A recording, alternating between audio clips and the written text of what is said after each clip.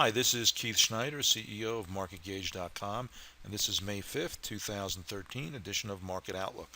Don't forget to sign up for this free newsletter and video at our website, www.marketgauge.com.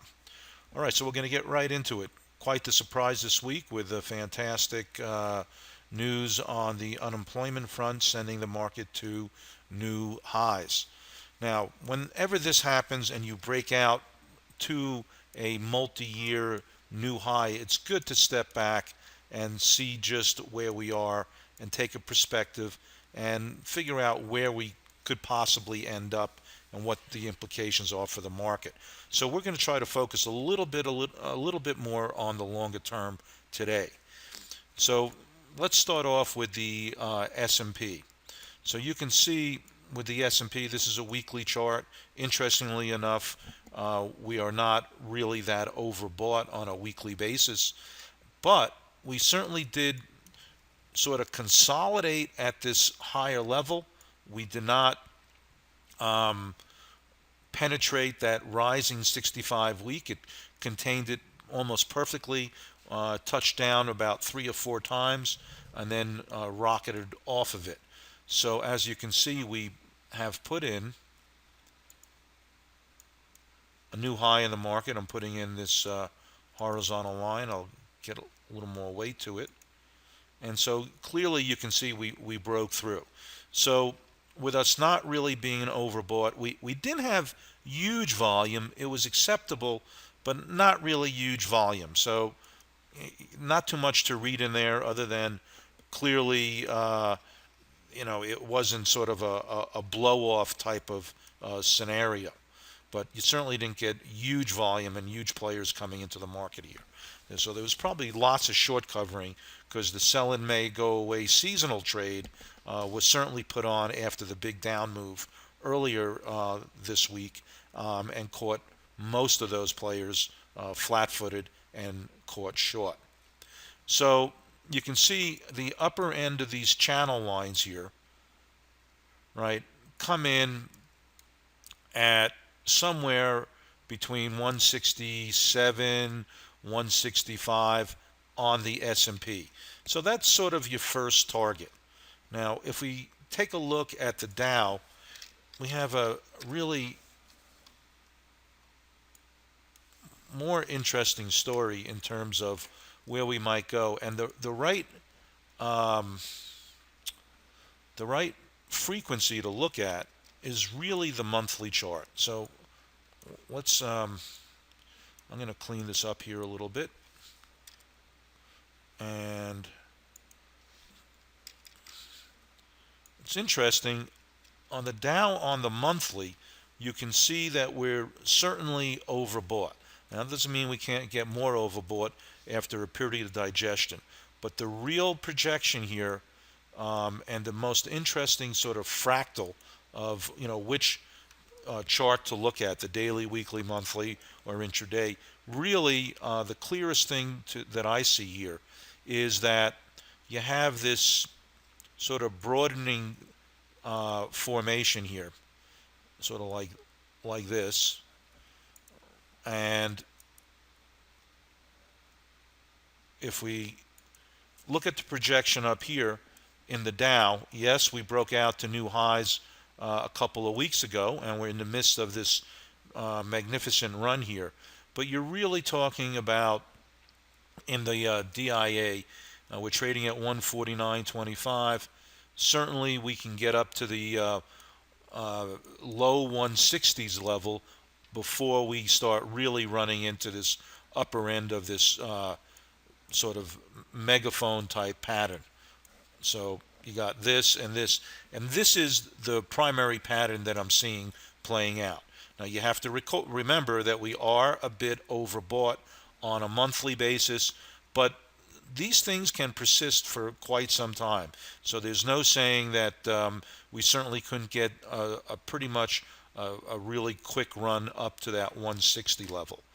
I did want to go back to the S&P for a second because on the daily chart in the S&P, I wanted to give everyone a reference point as to where we might be wrong in terms of this trend continuation. And basically, you can see same thing, sort of a similar type pattern in the S&P, and we did close above the upper end of the channel, which is a pretty positive sign.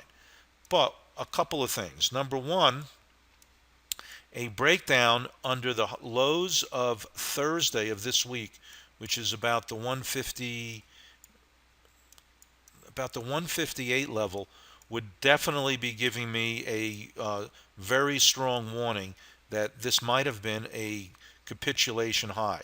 Although obviously the evidence is in that we are in pretty good shape, but some of the market internals are overbought too. So you're in a situation where the trend is extremely positive. Definitely, I'm going to show you where we're a bit overbought. So a correction back into it, but we should really hold this consolidation pattern in here.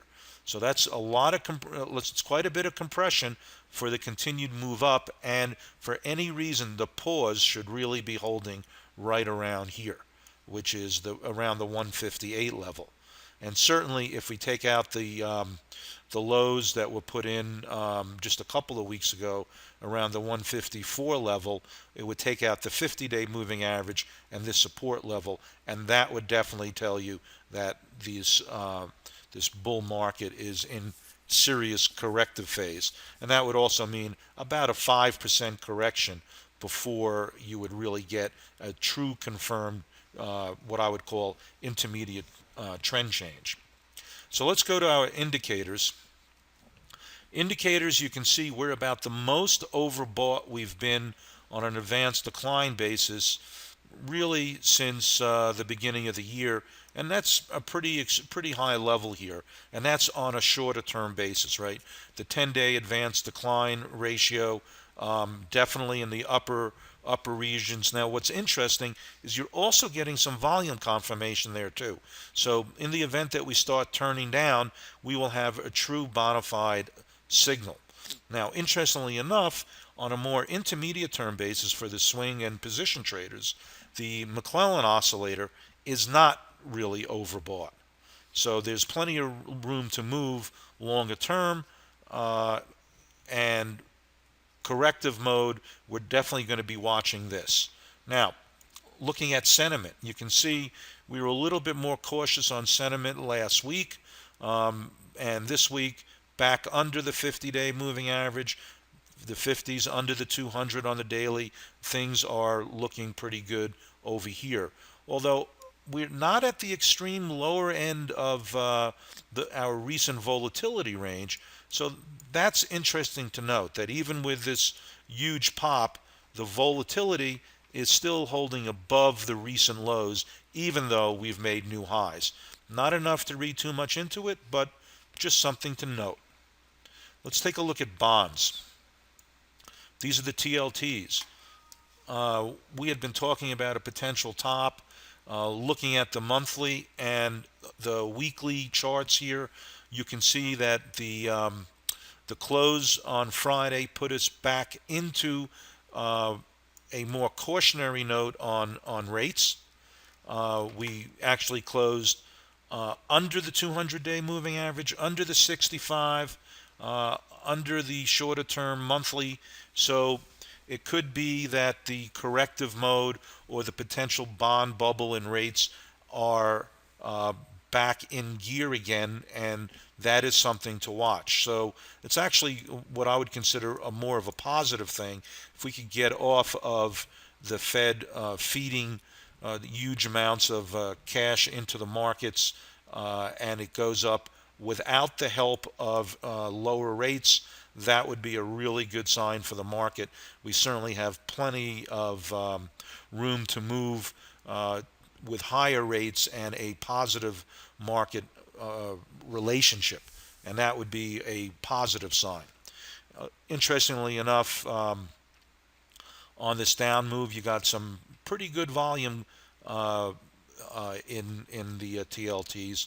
So looks like there was some pretty good movement into into the shorting of the bonds and the continued rise in rates. Taking a look at gold. Gold has stopped right at the bottom of this critical channel here. So it's pretty interesting how technically correct this market's been trading. We had pointed out the consolidation after the huge gap down. We moved in a choppy fashion, but you had a pretty nice rally of almost $100 in gold before it ran into this downwardly sloping bottom of the channel line. Now you still have massive resistance around that 148 to 150 level in gold with this declining average. So, yep, could we get a pop back in here? You certainly could, but the trend is still down, certainly until we get back over that the declining 50-day and really around the 155 level. So rallies to be shorted. You can probably also short weakness. The other interesting thing to watch is the gold miners.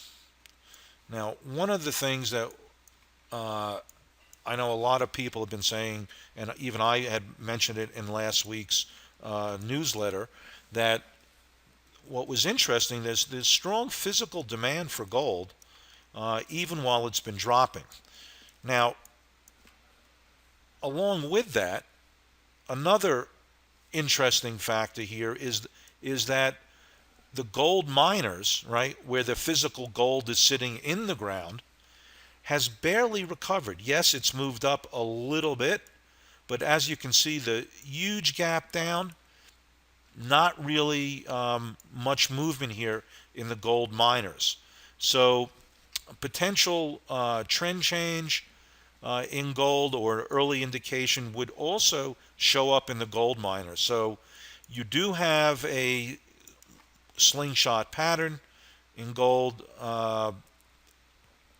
in here, potential key reversal in some of the stocks, like for instance AEM we were looking at, and you can see when I say the slingshot pattern in some gold miners, you can see new low here, closes on the highs. We're consolidating. It hasn't really confirmed very much of anything. You really want to see some closes above this key reversal day here. We haven't really gotten that yet, but if you start closing above this key reversal day, then I'd be a lot more interested in the bullion as well. And that sort of wraps it up for this week. One other thing, let's cover Apple.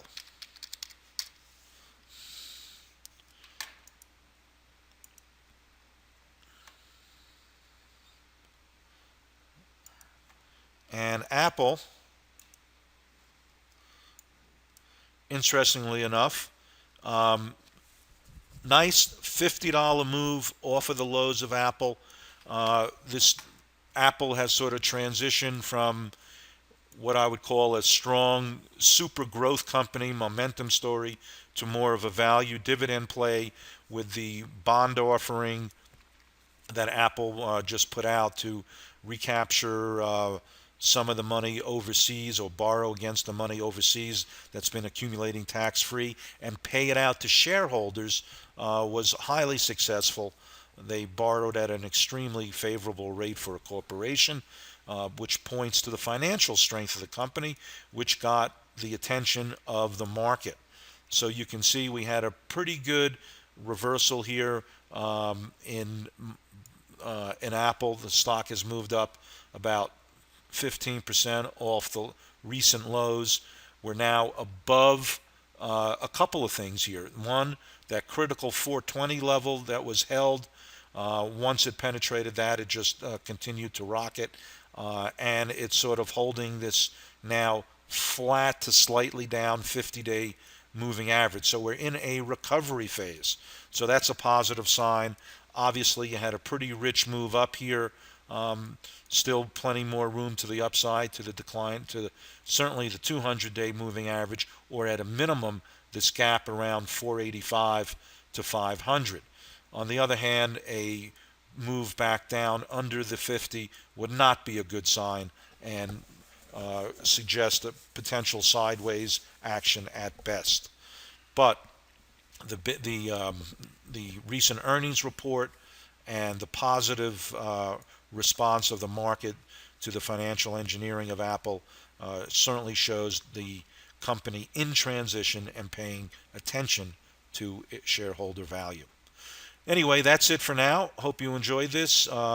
Again, don't forget to sign up for this newsletter and video by going to marketgauge.com, and there's a form at the bottom. Thanks, and bye for now.